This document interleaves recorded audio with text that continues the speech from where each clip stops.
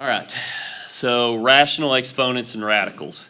Radicals are nothing more, typically, we think of square roots as radicals, but it doesn't necessarily have to be a square root. So they give you an example here of an exponent of 3. So we start with 3 to the third. So what does it mean if it's to the third power? What does that mean? 3 times 3 times 3. There you go. It means you're multiplying 3 times itself 3 different times. Okay, so we could write here for this one, we could do 3 times 3 times 3 and do that by hand. And on the calculator, what we want to do is try to expedite or speed up the process. So here's how you do it on the calculator. If you need to, reset the calculator, second plus, number 7, all RAM, reset. So there are 2 ways to do this. First is use the caret. So if you press 3, and then the caret is right below the clear button, which is on the far right, and do 3 again, and then press enter, what do we get? 27. Okay, so in this particular case, it is 27. Now, there is another shortcut to do this on the calculator. If you do it on the calculator, again, your base number, and when we talk about your base number, we're talking about the big number on the bottom. Your base number is 3. If you press the math button and go down to number 3, it also does to the third power. And press enter and you get 27. So we're going to skip B, we're going to come to C. So it says take 3 to the third and divide by 3. Now remember, we said 3 to the third was like multiplying 3 times itself 3 times. So that would be like 3 times 3 times 3. Well, if I divide by 3, what happens? One of those 3's cancel. So what am I left with? 2 3's. 3 times 3, which is 3 to the second. Yes? So if I have 3 to the second, which is 3 times 3, what happens? One of them cancels, and I'm left with how many 3's? 1. So it's 3 to the first. So then I take that 3. They both cancel. How many 3's am I left with? 0. I'm left with 0 3's. Okay? But what is the value of that? 1. That's important. Okay? The value of this right here is equal to 1. And we'll come back to that here in a minute. Now, since the value is 1, what's on the top right here for the very next one? What's going to be on the top right here? 0.3. Not 0.3. What did we just say the value is? 1. So 1 divided by 3 is 3 to the negative 1. So here's what this is implying. 1 over 3 is equal to 3 to the negative 1. So whenever I have a negative exponent, what's it actually doing? Okay, that's a good answer. It's a fraction, but we could be a little bit more specific. It divides the base number by 1. Okay, now we're getting a little bit closer. To write the base number to a negative power means to write its what? What do we call this? Reciprocal. There you go. Now, the reason that's important to understand it's reciprocal and not just fraction, okay, and division is correct. What if I had 1 over 3 to the negative 1? What would that be now? 3. It would become 3 because the reciprocal of 1/3 is 3.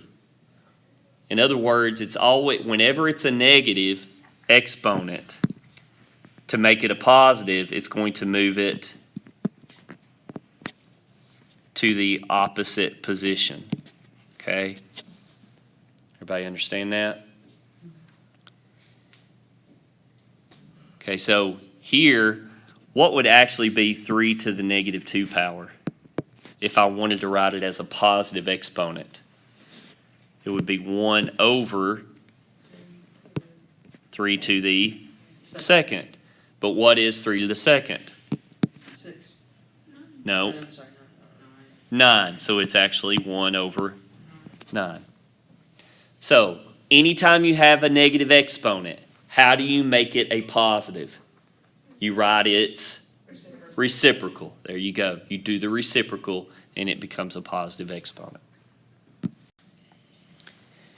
So the important part of this lesson, a couple of important things we want to point out. One being this. First, any non-zero number, okay? Now this is important. If I do 0 to the 0 power, that's undefined. You can't do 0 to a power because there's nothing there, okay? That's the reason it says non-zero number here. But any non-zero number to the power of 0 is always 1. Okay, so any number to the 0 power will always be 1. And we can follow that up by going up here at our example and looking right here. To the 0 power means there's the same number of 3's in this case on the top as there are on the bottom. So they cancel each other, which leaves 1. Okay, 3 over 3 is a fraction that's equal to 1. 6 over 6 equals 1. 12 over 12 equals 1. Everybody good there? Okay, the other part of this is what we just got through discussing. Any non-zero number raised to a negative power is equal to 1 divided by the same number. In other words, we said a better way to explain that is write the what? Reciprocal. Write the reciprocal. Okay, so 3 to the negative 2 means we do the reciprocal, 1 over 3, and now it becomes a positive exponent, 2. But 3 to the second is 9.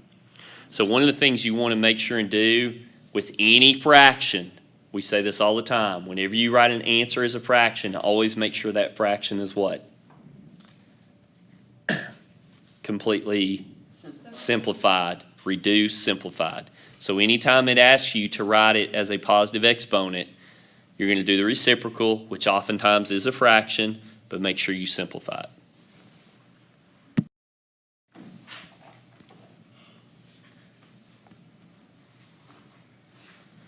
Okay, a radical expression. What is a radical expression? Well, the first one that we use here is the square root symbol. That is a radical. Now, we can have different types of radicals, okay? In this case, this is a notation for a radical expression. Doesn't have to be square root.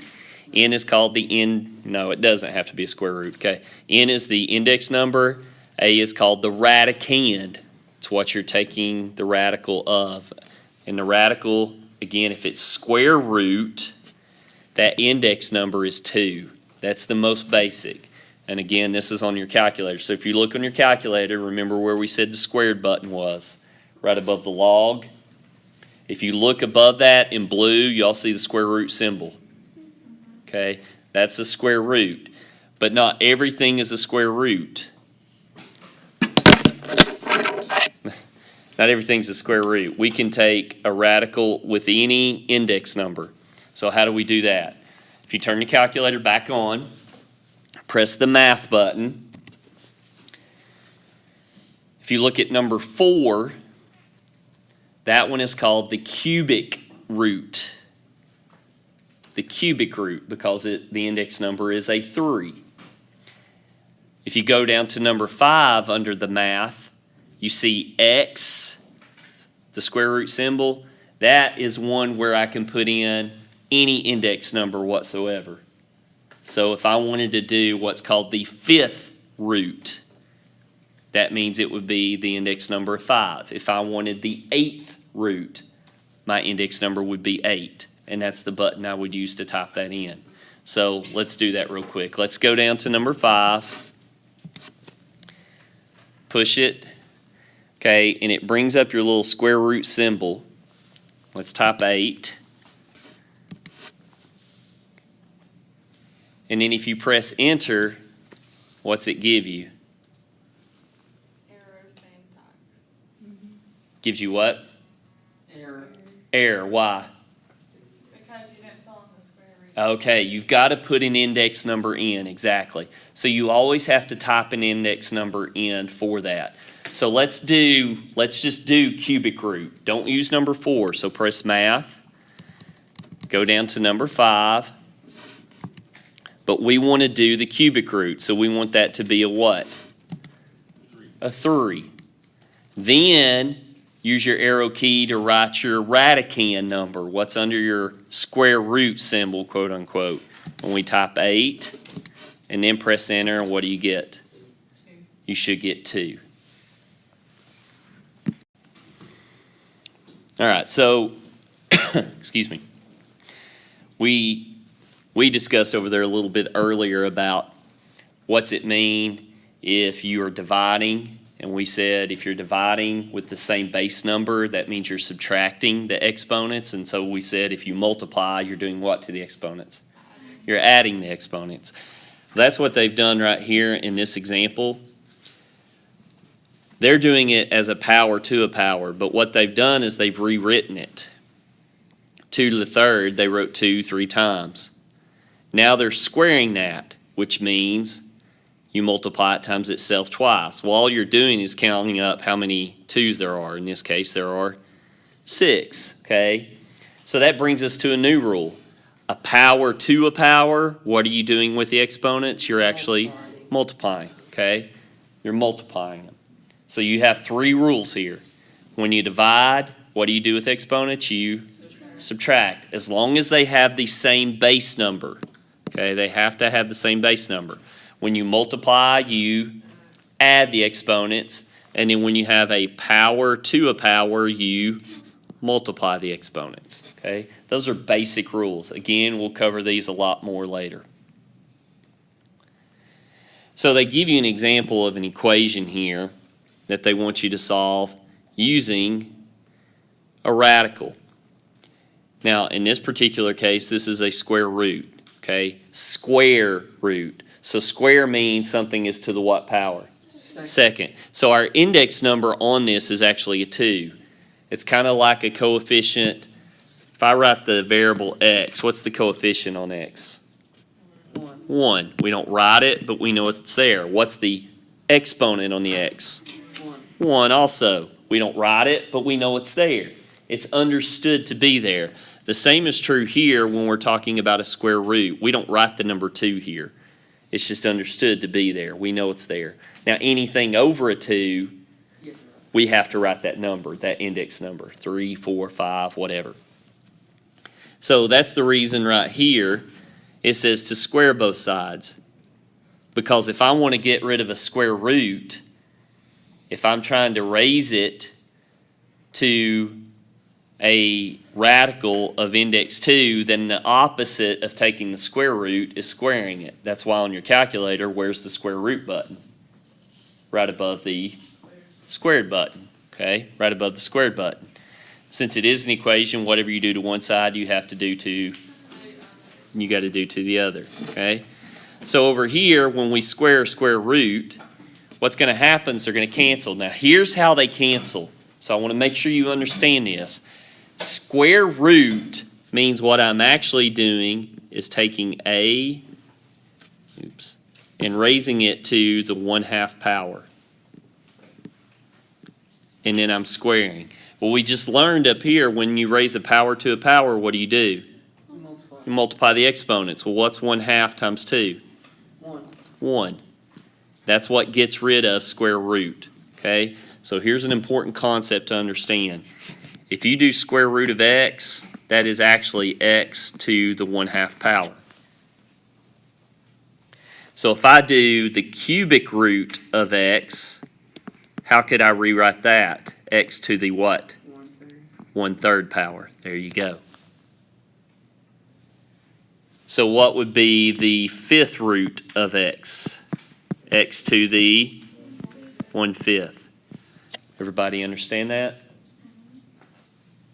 Okay. So if we come back down here and we go ahead and finish this, again, our rule here, power to a power, what do? We multiply, so this becomes a to the 2k. A to the 2k. Now, What's weird here is we're not actually solving for A. We're trying to solve for what K is. That's our variable. A is our base number. A is our base number. K is our variable. So if I'm solving for K, what does 2K have to equal to? 2K has to equal to 1, the same exponent here, because these two both have the same base number. So my equation becomes 1 equals 2K. If I want to get K by itself, what do I do? You divide. Divide by 2, so K equals 1/2. 1/2.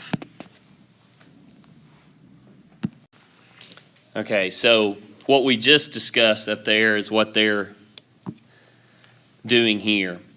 Whatever your index number is, then you rewrite that as a fractional exponent. So my index number here is n. That means I'm taking a to the 1/nth power.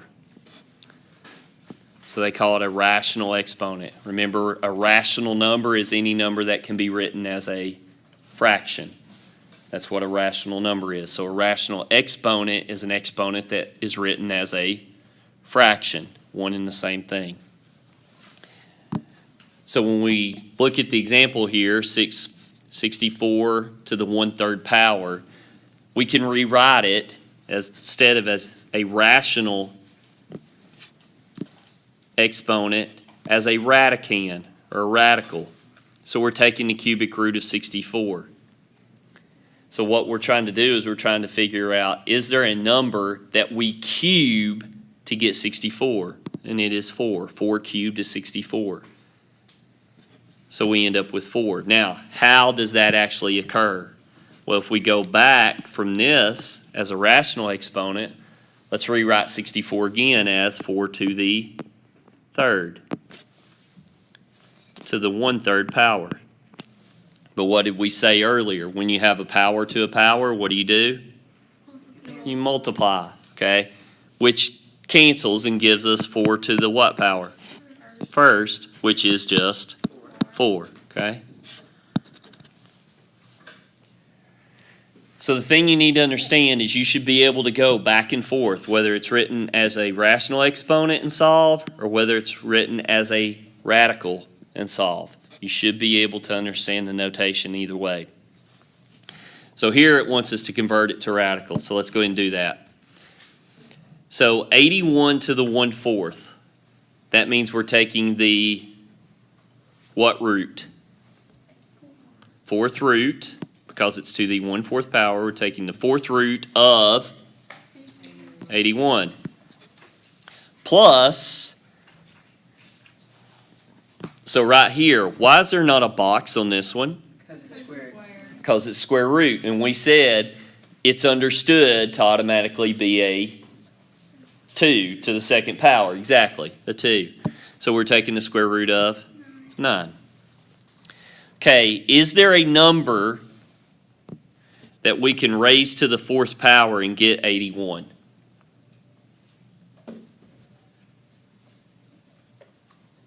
Yeah. What's 3 times 3? 9. What's 9 times 3? 27. What's 27 times 3? 81. There you go. So this is actually 3 to the 4th power. 81 is 3 to the 4th power. What do we square to get 9? 3. So, in essence, like Trevor said, what's going to happen to the 4th root and the 4th power? They're in essence going to what? They're going to cancel. Now, mathematically, how does that happen?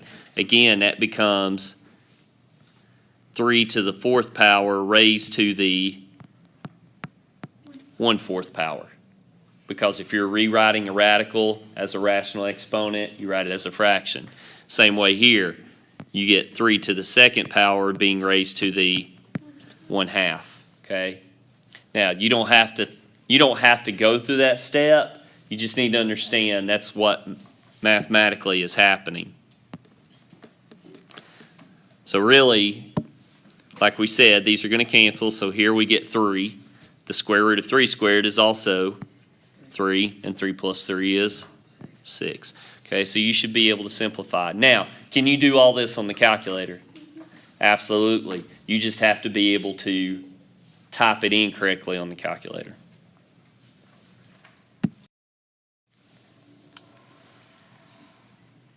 Okay, so if you did it by hand, that's what you get. 8 is actually 2 to the third. So the 3 and the 1/3 cancel. Now you could have written it as the cubic root of 8 and then done 8 as 2 to the third and they cancel that way. Either way you should get 2. So now that we know radicals can be written as rational exponents, I want you to try this on the calculator. Okay, so let's go back. Let's do this problem. Instead of using the root function, let's instead just use a fractional exponent. So let's do 8. Use your caret button, raise 2, and then type in the fraction 1/3. And then press enter.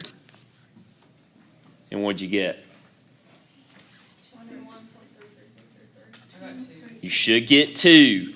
Now, remember, what do we always say about fractions? Fractions always must be put in parentheses. You've got to type fractions in parentheses on your calculator. All right, last thing we want to do here is talk about what if your fractional exponent is not just a 1/3 or 1/2 or a 1/5. What if you have a weird fraction? So they've given you in example 2a, 27 to the 2/3 power. So really, you're rewriting this. That 2/3 power, the 3 on the bottom is your index. That is your index number on your radical. So you're taking the cube root of 27 and then you are squaring that. Now sometimes you can mix this up and really confuse yourself. So again, this whole idea of rational exponents, being able to go back and forth between the two forms is real important. So you can do the cubic root of 27 because 27 is 3 cubed. Those cancel. You get 3, but then you got 3 to the second power, which is 9. Now again, can you type this in on your calculator? Mm-hmm. Yeah. Is every value you type in always going to be an exact integer? No, it will not. Here's some other things to note. Can you take the square root of a negative number? No, because there is no number you can square so that you get a negative. Can you take the cubic root of a negative number? Yes. Yes, because cube means you're multiplying it times itself 3 times, which means you started out with what kind of number? A negative, because a negative times a negative times a negative gives you a negative. 3 negatives is a negative. So the important aspect here is if you are taking if your index number is an even number, what does the radicand have to be? What kind of number? If your index number is an even number, what does your radicand have to be? Not even, but a positive. If your index number is an odd, your radicand can be positive or negative, either one. Okay? Now, when you get to Algebra 2, you will learn how to take the square root of negative numbers. They're just not real. They're called imaginary numbers. And you'll do imaginary numbers in Algebra 2. So what I want to do is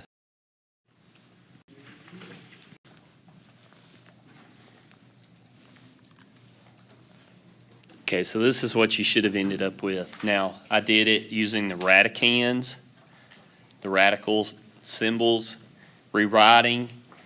Could you have done these on the calculator? Absolutely. And again, if I'm doing them on the calculator, I'm not using the root button under the math. Instead, I'm raising everything to a rational exponent, just like it's written there. So I'm typing in 32 raised to the 3/5 power. Remember, put your fractions in parentheses. Now again, things you're going to need to get used to later on. We're doing values that work. Later on, we're going to get values that don't always work. How does that show up on the calculator if it doesn't work exactly? What kind of answer am I going to get? Error syntax. Not errors. What kind of numbers is it going to give me? Decimals. It's going to give me decimal numbers. These are all integer numbers because they work exactly. If I get a decimal number on the calculator, that means it's not one that works exactly. So right now, I'm going to give you about 5-6 minutes here. I want you to you're doing numbers 1 through 29 odd. 1 through 29 odd.